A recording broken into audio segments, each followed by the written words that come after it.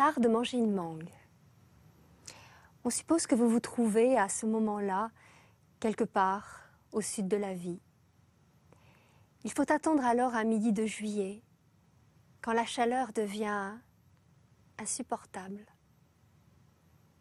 Une cuvette blanche remplie d'eau fraîche, sur une petite table bancale sous un manguier.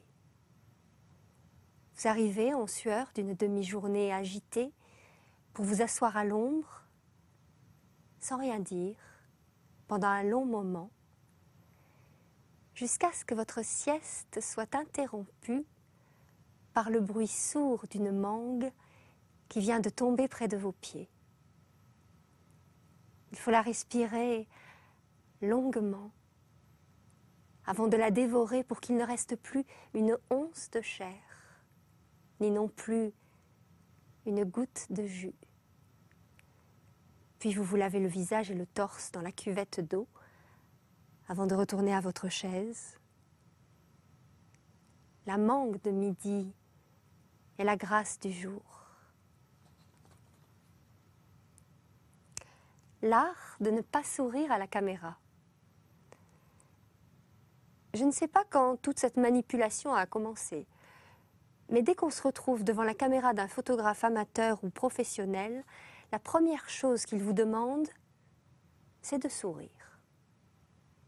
Ce qui fait que les humains sont toujours en train de sourire sur les photos, comme si la vie ici n'était qu'une vaste opération de propagande destinée à faire croire à des gens d'une planète voisine que ceux de la Terre sont heureux de leur sort.